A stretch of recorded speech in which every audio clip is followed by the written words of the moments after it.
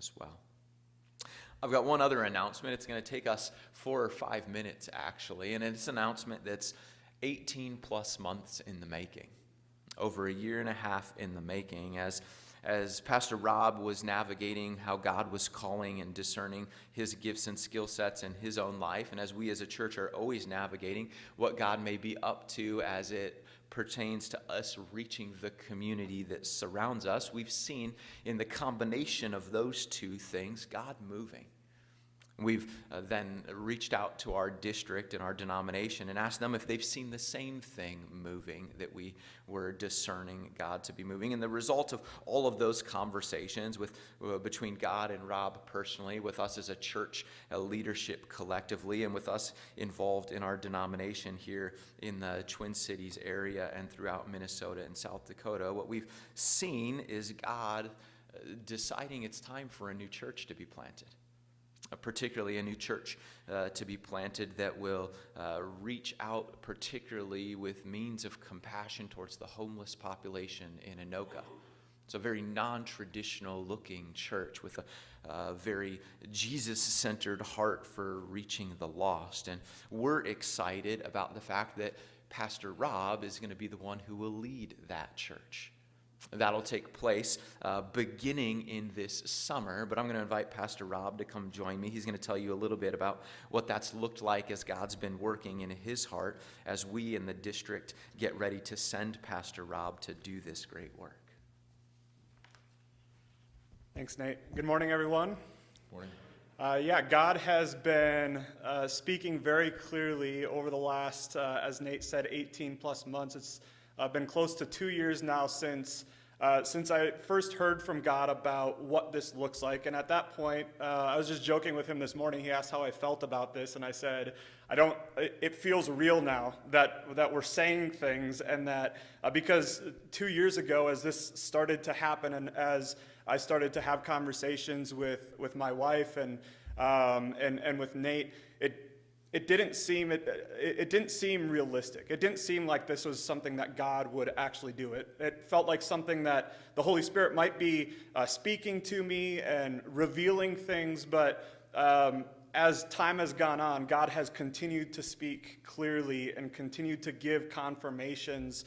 Specifically over the last year or so, we have started conversations with the district, with the church planting coach, and as those conversations happened, he invited us to go through a church planting assessment that the district holds. I think there was eight assessors and 5 couples that go through, and it's a 3.5-day intense thing that you get invited to, and you don't really know what's going to happen. They say, hey, come prepared for whatever, like they don't really say much. So we came prepared to experience something that we were unprepared for, and so we got to do different projects, and they saw how we lead and how we work together and what that looks like. And the result of that was their recommendation that we have some personal goals to work towards, but that they would recommend us to lead this church planting effort. And leading up to that was 6 one-hour calls to 6 of my close friends, and I don't think it could be family, but 6 close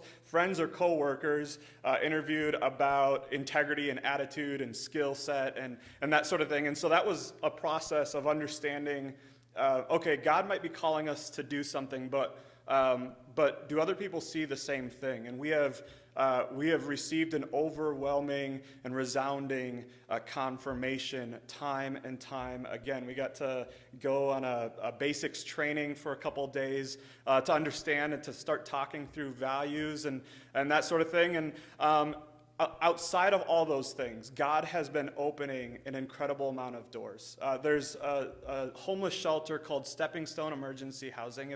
If you're friends with me on Facebook, that might sound familiar. There was a care package event that we did just personally.